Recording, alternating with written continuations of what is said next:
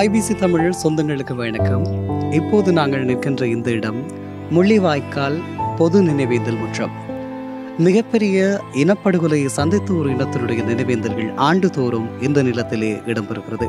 எதிர்வரக்கூடிய ஞாயிற்றுக்கிழமை மே மாதம் 18ஆம் தேதி ஈழத்தமிழ் மக்கள் சந்தித்த அந்த மிக கொடூரமான வலிகளை, அங்கு கொடு நஞ்சரித்து கொல்லப்பட்ட உறவுகளை, என்னுடைய சனங்களை, குழந்தைகளை நினைவேந்துகின்ற நாளாக அந்த நினைவு முற்றத்திலே நாங்கள் இப்போது நினைக்கிறோம். ஒரு மிகப்பெரிய ஒரு நினைவேந்தலுக்காக, தாய்மாரினுடைய கண்ணீருக்காக காத்து கிடக்கிறது தனித்து இந்த நிலம். இப்போது நீங்கள் காணுகின்ற இந்த முற்றத்திலே தான் எதிர்வரக்கூடிய ஞாயிற்றுக்கிழமை நினைவேந்தலுக்கான ஏற்பாடுகள் மேற்கொள்ளப்பட இருக்கின்றது.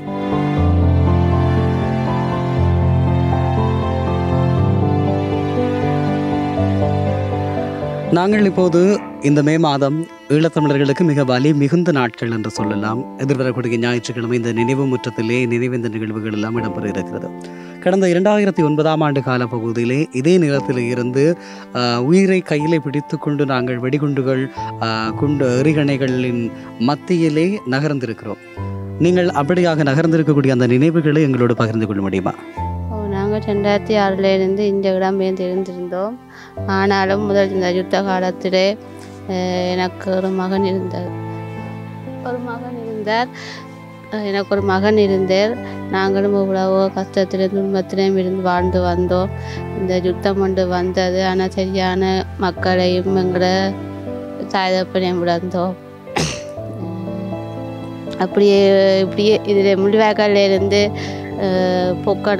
பொக்கனையிலேருந்து மாத்தளம் வரையும் திரும்பியும் அங்கேருந்து திரும்பியும் வந்து முள்ளிவாய்க்காலில் இருந்து திரும்ப நாங்கள் முகாமுக்கு போயிருந்த பொழுதும் திரும்ப நாங்கள் இங்கே வந்து சரியான கஷ்ட நிலையில தான் வாழ்ந்திருந்தோம். இப்பையும் சரியான ஒரு கஷ்ட நிலைமை தான். இந்த பிள்ளைகளை படிக்கிறதுக்கெல்லாம் சரியான கஷ்டம். அப்போ அதால் இப்போ போக்குவரத்து செலவுகள், சாப்பாடுகள் எல்லாமே வறுமைக்கு உட்பட்டாக்கள் தான் நாங்கள் இருக்கிறோம்.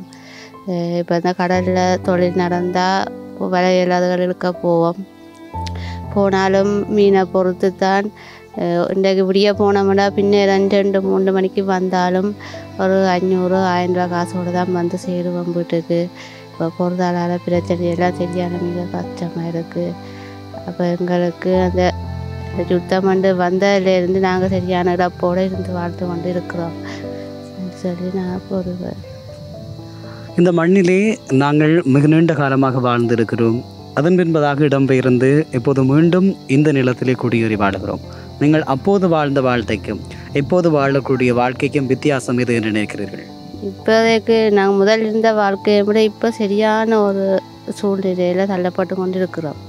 எந்த பொருளாதார பிரச்சனை, போக்குவரத்து செலவு, பிள்ளைங்க படிப்பு செலவுகள், இப்போ இந்த சாமான் விலைகள் எல்லாமே சரியான இதுகளால் தான் வந்து இருக்கிறோம். சாமான் சட்டிகளும் சரியான விலை தானே.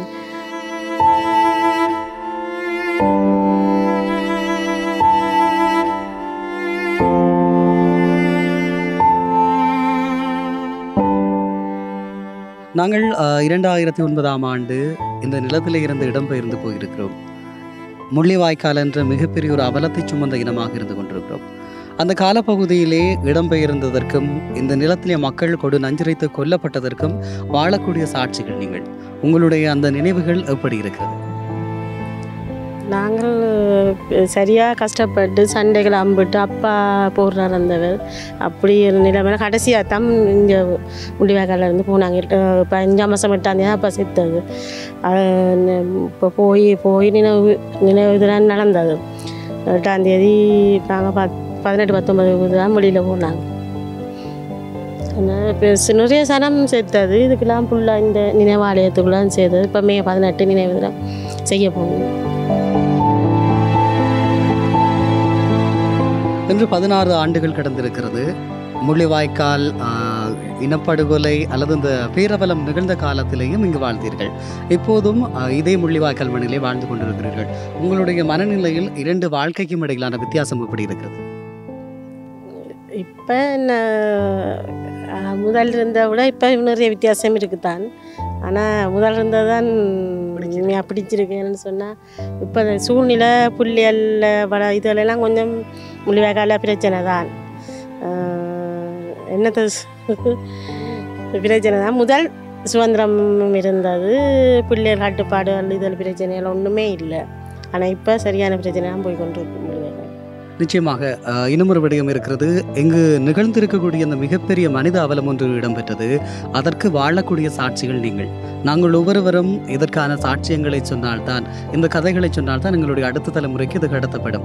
அதை தாண்டி இங்கு எங்களுடைய மக்கள், பொதுமக்கள் கொல்லப்பட்டார்கள் என்பதற்கு நீங்கள் தான் வாழுகின்ற சாட்சி. இப்போது கனடாவிலே ஒரு நினைவு தூவி அமைக்கப்பட்டிருக்கிறது. தமிழின படுகொலை நிகழ்ந்தது என்று சொல்லி இன்னொருவருடைய நாட்டிலே அமைத்திருக்கிறார்கள். அதற்கு நாங்கள் வாழக்கூடிய இந்த ஸ்ரீலங்காவினுடைய அரசு அந்த நாட்டினுடைய தூதுவரை அழைத்து கண்டித்திருக்கிறது. அடிப்படையற்ற குற்றச்சாட்டுகளின் அடிப்படையிலான தூவி அது என்று சொல்லி. இந்த நிலத்திலே பொதுமக்கள் கொல்லப்பட்டார்களா இல்லையா? கொல்லப்பட்டார். நிறைய பேர் கொல்லப்பட்டவர்கள் தான். இங்கே கொல்லப்பட்டு பெருசாக இழுத்து தாக்கணும் போகணும் மட்டும் இல்லாமல் காலுக்கு கைக்கு மிரிப்பட்டு பிள்ளைகள் அப்படி இப்படின்னு சொல்லி இங்கே நிறைய சனம் கொல்லப்பட்டது. நிச்சயமாக இந்த மக்களினுடைய குரலாக, ஒரு வாழக்கூடிய சாட்சியாக இந்த அரசாங்கம் சொல்லக்கூடிய அந்த கருத்துக்கு உங்களுடைய பதில் எப்படி இருக்கு? இப்படி ஒரு பிரச்சனை இனிமேல் வரக்கூடாதுன்னு தான் நாங்கள் நினைக்கிறோம். இப்படி ஒரு இனவாத பிரச்சனை, மக்கள் படுகொலை, சுனாமியிலையும் நிறைய சனம் செத்துது, அதே மாதிரி போர்லேயும் நிறைய சனம் செத்துட்டுது. இனிமேல் எங்கள்ட வாழ்க்கையில் அப்படி ஒரு பிரச்சனை வரக்கூடாது. இயற்கையாகவும் வரக்கூடாது, செயற்கையாகவும் வரக்கூடாது. அதே நேரம் இந்த மக்கள் கூட்டம் ஒரு இனப்படுகொலைக்குள் தெரிந்து தங்களை ஈடுபடுத்தி கொண்டார்கள். காரணம், அவர்கள் கொல்லப்படக்கூடிய ஒரு சூழல் இருந்தது. அன்று நாங்கள் வாழ்ந்த பகுதிகளிலே கந்தக குண்டுகளாக இருக்கலாம், எரிகணைகளாக இருக்கலாம், எல்லாம் வந்து வீழ்ந்தது. நாங்கள் எதுவுமே செய்ய முடியாத நிலையில் எங்களுடைய மக்கள் மரணித்தார்கள். அவர்களுடைய அந்த தியாகத்திற்கு, அந்த மரணத்திற்கு இன்று எங்களுடைய பிரதிநிதிகள் என்று சொல்லக்கூடியவர்கள் தகுந்த விலை தருகிறார்களா? அதாவது அவர்களுடைய அந்த இழப்புக்கான நீதிக்காக சரியான முறையில் போராடுகிறார்கள் என்று நம்புகிறீர்களா? எனக்குண்டா தெரியலை. நாங்கள் அப்படி ஒன்று இதுவும் எடுக்கலை. இப்போ நாங்களும் கொடுத்துருக்குறோம் தான். ஆனால் அப்படி எங்களுக்கு ஒரு இழப்புக்கு ஒரு இது நிதி கிடைச்சது போனான்ற ஒன்றுமே இல்லை. இந்த முள்ளிவாய்க்கால் என்ற வார்த்தை உங்களுடைய மனங்களில் ஏற்படுத்தக்கூடிய தாக்கம், அது முள்ளிவாய்க்கால் பேரழிவு என்று சொல்லுகிற போது உங்களுடைய மனங்களில் இருந்து வெளிவருகின்ற வார்த்தைகள் எப்படி இருக்கு? பேரழிவுன்னு சொன்னால் கஷ்டம், மனசில் பெரிய கஷ்டம்தான். நிறைய இழப்புகளை சந்திச்சிருக்கிறோம். சரியான கஷ்டம்தான். ஒன்றும் நாங்கள் என்னது சொல்கிறோம். நன்றி அக்கா, உங்களுடைய வழிகளையும் வார்த்தைகளையும் பகிர்ந்து கொண்டமைக்கு. தேங்க்ஸ்.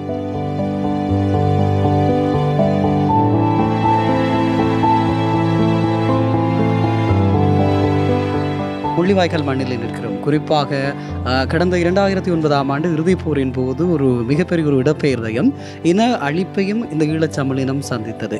அப்படி இருக்கிற போது நீங்கள் இந்த மண்ணிலே இருந்து இடம்பெயர்ந்து போன காலப்பகுதியிலே உங்களுடைய நினைவுகள் எவ்வாறு இருந்தது? பெரிய துன்பப்பட்டுட்டோம். நாங்கள் இப்படியே போய் நான் என் அப்பா இந்த பிள்ளைகளெல்லாம் சேர்ந்து பேரப்படியெல்லாம் சேர்ந்து ஓடி ஓடி போய் ஒரு இடத்துல இருந்தோம். பங்கருக்குள்ள அப்பா எல்லாரும் இருக்க பங்கருக்குள்ளே வந்து விழுந்தது. மகளும் ஒரே ஒரு மகள் எனக்கு, அவவும் அதிலே இறந்துட்டா. அப்பா மகளும் அதிலே பங்கருக்குள்ளே இறந்துட்டாங்க. மற்ற இந்த மகன் ஒரு ஆளும் விழுந்து தான் செத்துட்டார். அதுக்கு பிறகு நாங்கள் வந்து அவையில் கூட்டிக்கொண்டு போய் அங்கே முகாம்படியே வச்சினோம். பெரிய கஷ்டப்பட்டோம். நாங்கள் சாப்பாட்டுக்கெல்லாம் கையை கஷ்டப்பட்டு ஓடி போனோம். இங்கேருந்து துன்பப்பட்டுத்தான் திருப்பி வந்துட்டோம். இங்கே வந்து எங்களுக்கு வீடு கட்டி தந்தாங்கள் இருக்கிறோம். இன்றைக்கு 16 ஆண்டுகள் கடந்திருக்கிறது.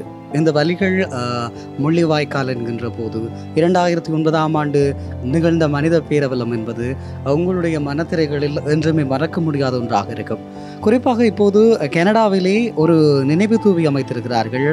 ஈழத்தமிழர்களுக்கு இனப்படுகொலை நிகழ்த்தப்பட்டது. இங்கு கொல்லப்பட்ட மக்களுடைய நினைவாக அந்த நினைவு தூவி அமைக்கப்பட்டிருக்கிறது.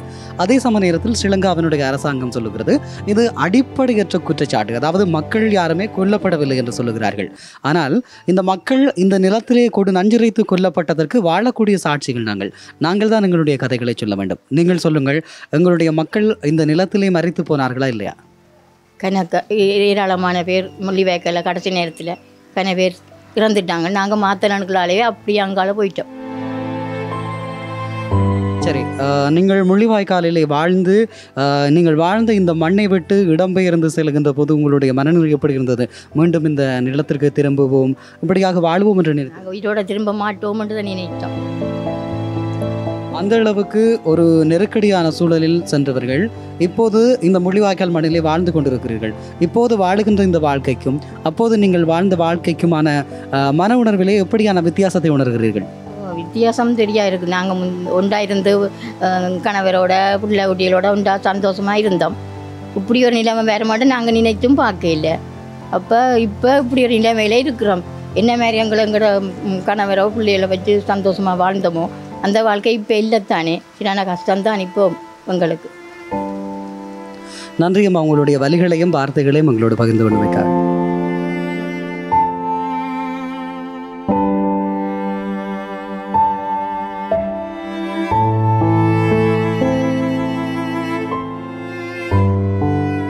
எனக்கு 3 பிள்ளைகள்.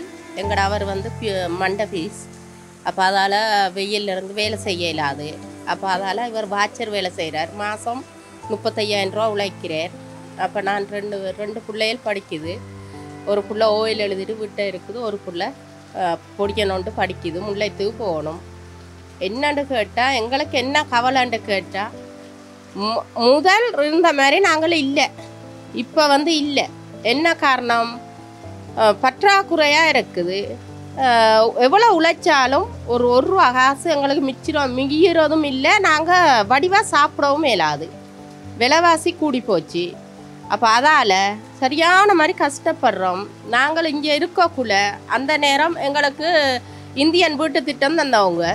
அதில் வடிவாக வீடு வாசலை கட்டி நல்ல நிம்மதியாக நல்ல வடிவாக இருந்தோம். இப்போ வந்து இந்தியன் வீடு தான் தந்துருக்கு. இப்போ 15 லட்சம் 15,000 ரூபா 15 லட்சம் தந்தவங்க. அதில் வந்து நாங்கள் வீடை கட்டினோம், எங்களுக்கு காணாமல் போயிட்டுது. அப்போ புள்ள குட்டிகளை வச்சுருக்கிறோம். நாங்கள் வீடை கட்டணும்னு நாங்கள் நட்டு இந்த கிடந்த சாமான இதுகள்லாம் விற்று போட்டு வீடு வாசலை வடிவாக கட்டி வடிவாக இருக்கிறோம். என்ன நாங்கள் அந்த நேரம் இருக்கக்குள்ள பிரேதத்துக்கு மேலே தான் நாங்கள் இருந்தோம். அதே மாதிரி இப்பையும் சொடலையில் தான் நாங்கள் இருக்கிறோம். எவ்வளோ உழைச்சாலும் மிச்சம் இல்லையே. நிச்சயமாக எங்கள் ஒவ்வொருவருக்குள்ளும் வலிகள் இருக்கிறது. எங்களுடைய வாழ்க்கை என்பது இப்போது மிகப்பெரிய சுமையாக இருந்து கொண்டிருக்கிறது. நாங்கள் இந்த மண்ணிலே, நீங்கள் சொல்லக்கூடிய இந்த முள்ளிவாய்க்கால் மண்ணிலே மிகப்பெரிய ஒரு மனித அவலத்தை நாங்கள் சந்தித்தனாங்க.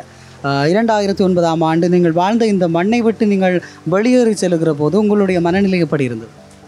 நாங்கள் உயிரோடு இருப்போமோ இல்லை செத்துருவோமோன்ட்டு பயம். என்னென்னு கேட்டால் புள்ள குட்டிகளை விட்டுட்டு நாங்கள் செத்தா புள்ள குட்டிகள் அனாதையாக போயிடும். புருஷன் செத்து போனால் பொண்டாட்டி வந்து கேவலமாகிடுவா. அப்படி நிறைய இதுகள் இருக்குது. அப்படி இல்லாமல் கடவுளேண்டு ஏதோ நாங்கள் செஞ்ச புண்ணியமோ இல்லை கடவுள் எங்களுக்கு கொடுத்த வரமோ சரியா ஏதோ போயிட்டு இப்படி வந்து கடவுளேன்று இருக்கிறோம். பிரச்சனை இல்லை. எங்களுக்கு என்ன கவலைன்னு கேட்டால் அந்த நேரம் நாங்கள் இருந்த நிலைமைக்கு இப்போ இல்லை. என்ன காரணம்? இந்த ஒரு யுத்தம் ஒன்று வந்து எங்களை முழுக்க அழிச்சு எடுத்துருச்சு.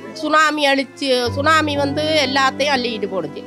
யுத்தம் வந்து நாங்கள் பிரேதத்துக்கு மேலே தாண்டி தானே போனோம். பிரேதத்துக்கு மேலே தாண்டி போக்குள்ள எங்களுக்கு எவ்வளோ வேதனையாக இருக்கும். இந்த முள்ளிவாய்க்காலில் நாங்கள் படுற கஷ்டம் வந்து இருந்து பார்த்தா தான் தெரியும். அப்படி நிறைய பேர்த்துக்கு கஷ்டம்தான். இல்லைண்டு ஒருத்தரும் சொல்லவும் மேலாது, இல்லைண்டு வாதாடவும் மேலாது. சரியம்மா, இப்படி இருக்கக்கூடிய ஒரு சூழல், இந்த மண்ணிலே உங்களோடு சேர்ந்து உங்களோடு பழகி இருக்கக்கூடியவர்கள், உங்களோடு வாழ்ந்தவர்கள் எறிகணை வீச்சுகளிலும் குண்டுகளிலும் சிக்குண்டு இறந்து போயிருக்கிறார்கள். பொதுமக்கள் இந்த நிலத்திலே கொல்லப்பட்டார்கள். இது மிகப்பெரிய ஒரு மனித படுகொலை என்று சொல்லி ஒரு இனப்படுகொலையாக சர்வதேசம் அடையாளப்படுத்துகிறது. கனடாவிலே பிரம்ப்டன் நகரிலே ஒரு இனப்படுகொலைக்கான நினைவு தூவி அமைத்திருக்கிறார்கள் மாற்றாருடைய மண்ணிலே. அப்படி இருக்கக்கூடிய நிலையில் இங்கே ஸ்ரீலங்காவினுடைய அரசு இந்த விவகாரத்திலே கனேடிய தூதுவரை அழைத்து கண்டித்திருக்கிறது. ஒரு அடிப்படையற்ற குற்றச்சாட்டை முன்வைத்து நீங்கள் தூவி அமைத்திருக்கிறீர்கள். இனப்படுகொலை இடம்பெறவில்லை, இந்த மக்கள் கொல்லப்படவில்லை என்ற மாதிரி ஸ்ரீலங்காவினுடைய வெளிவிவகார அமைச்சர் சொல்லியிருக்கிறார். நீங்கள் இந்த மண்ணிலே வாழுகின்ற சாட்சி. அந்த காலங்களிலே நீங்கள் இந்த மண்ணிலே இந்த வீதிகளினூடாக இடம்பெயர்ந்தவர்கள், உங்களுடைய கண்முன்னே எத்தனையோ பேர் இறந்திருக்கிறார்கள். அவற்றுக்கெல்லாம் வாழக்கூடிய சாட்சி. நீங்கள் ஸ்ரீலங்கா அரசினுடைய இந்த அடிப்படையற்ற குற்றச்சாட்டு அல்லது இனப்படுகொலை இடம்பெறவில்லை என்ற கருத்திற்கு நீங்கள் என்ன பதில் சொல்லுகிறீர்கள்? அது பொய்ன்னு நான் சொல்லுவேன். என்ன கேட்டால் நாங்கள் பொடியை தாண்டி போகிறோம். கிணத்துல தண்ணியெல்லாம் போனால் கிணத்துல தலை மிதந்து கிடக்குது. வீட்டில் அத்திவாரங்கண்ட போனால் முழு பொடியும் அத்திவாரத்தில் இருந்து நாங்களே எடுத்து கொடுத்தோம். எவ்வளோ பொடி எலும்பு கூடெல்லாம் அப்படியே எடுத்து தான் நாங்கள் வீடு கட்டி இருக்கிறோம். அது போய் ஏன் நிறைய பேர் நாங்கள் எங்கட கண்ணால் பார்க்கவே செல் வந்து எங்கட பங்கரு நாங்கள் இருந்த பங்கருக்கு பக்கத்திலே விழுந்து குடும்பமே செத்துச்சு. 4 பிள்ளைகள் மட்டும்தான் மிச்சம் எங்கட சொந்தக்காரவங்க. இந்த இப்போ இருக்கிற இந்த நின்று கதைக்கிறவங்க விட்ட தாயும் செத்து தவப்பனும் செத்தது. அந்த பிள்ளைகள் 4 பிள்ளைகள் சின்ன குழந்தை புள்ள அந்த பொடியல் அப்படித்தானே நடந்தது. இல்லைன்னு சொல்ல இயலாது. நாங்கள் இவ்வளோ பேரும் என்ன பாடுபட்டோம்.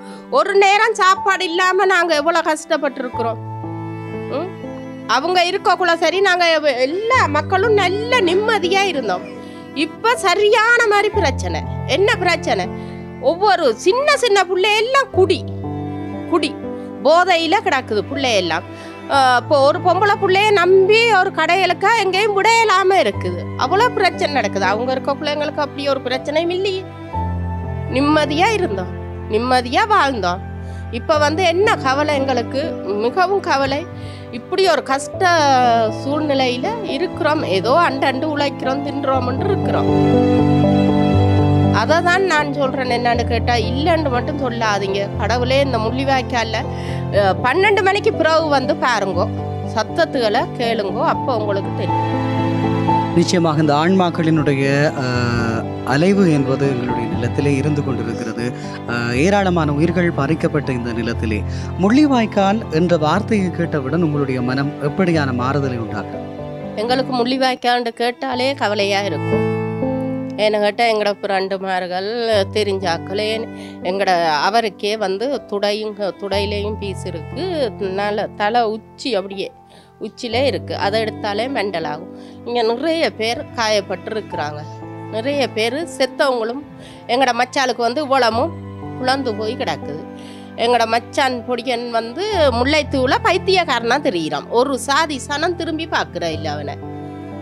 ஏன் தடுப்பில் கொண்டு போயிட்டு ஊசியை போட்டு பொடியனை கொண்டு வந்து விட்டுருக்கினான்.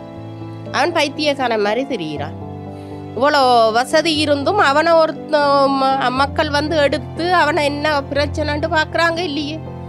நாங்கள் கெஞ்சும் கேட்டு பார்த்தோம், எல்லாத்துட்டையும் போயும் பார்த்தோம், ஒருத்தர்கிட்டையும் சரி வரையில். இப்போ இருக்கிறான் பொடியன். நிச்சயமாக இந்த வலிகள் ஆறாதவை, எங்களுடைய மக்கள் அனுபவித்த துன்பங்கள் என்றுமே சொல்லி மாட முடியாதவை. கஞ்சி கூட வழி இல்லாமல் நாங்கள் இருந்தோம். கஞ்சி என்ன உப்பு என்ன செய்கிறான்னு தெரியாது. சரியாக்கா, நன்றி அக்கா, உங்களுடைய வார்த்தைகளை எங்களோட பகிர்ந்து கொண்டவை.